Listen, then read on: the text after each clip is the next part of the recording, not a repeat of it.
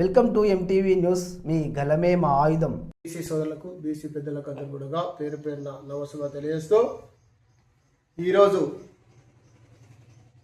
నిన్న అసెంబ్లీలో బడ్జెట్ సమావేశాల్లో బీసీలకు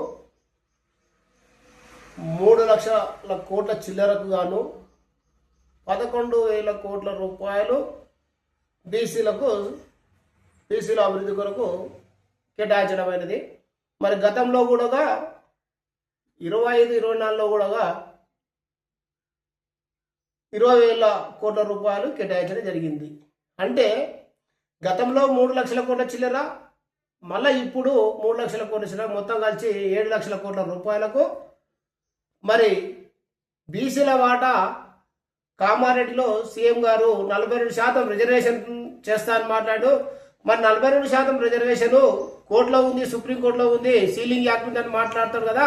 మరి దానికంటే కోర్టు ఉండదు. కానీ మరి ఈ 7 లక్షల కోట్ల పోయినసారి ఈసారి డబ్బుల్లో మొత్తం కలిపి మరి మా వాటా 42% అన్న మీరే మా బీసీల డెవలప్మెంట్ కొరకు మరి 2% తీసేసినా 40% ఇచ్చినా కూడా 3 లక్షల కోట్ల రూపాయలు అవుతాయి.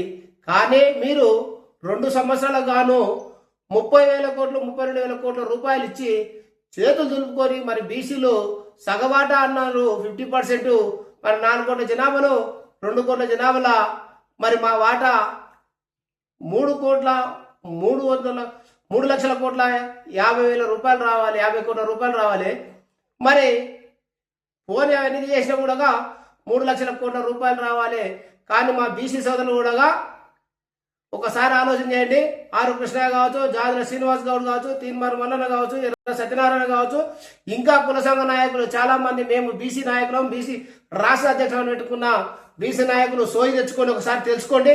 మనకు వచ్చే 3 లక్షల కోట్ల రూపాయలకు గాను 30,000 కోట్ల రూపాయలతోన 2 సార్లు బడ్జెట్లో 30,000 కోట్ల రూపాయలతోన చేతులు దులుపుకున్న ఈ కాంగ్రెస్ ప్రభుత్వము, మరి కాంగ్రెస్ ప్రభుత్వాన్ని మోస్తున్న బీసీ నాయకులు ఇకనైనా మేల్కొని మీ పిల్లల భవిష్యత్తు కొరకు కానీ, మీ భవిష్యత్తు కొరకు కానీ, భవిష్యత్తులో అందరి కొరకు బీసీల బాగు కొరకు పోరాటం చేయాలనుకుంటే ఖచ్చితంగా కూడా కాంగ్రెస్ ఉన్న బీసీ నాయకులు కావచ్చు, అలాగే మినిస్టర్ వాకిసిఆర్ కావచ్చు, అలాగే పొన్నం ప్రభాకర్ కావచ్చు, అలాగే కుండ సురేఖ కావచ్చు, అలాగే ఉన్న బీసీ నాయకులు వెంబడే కాంగ్రెస్ పార్టీకి రాజీనామా చేసి మీ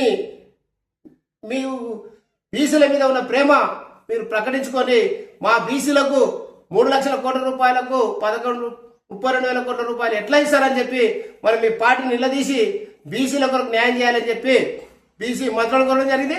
అలాగే బీసీ ఎమ్మెల్యేలను కోరుతా ఉన్నాము.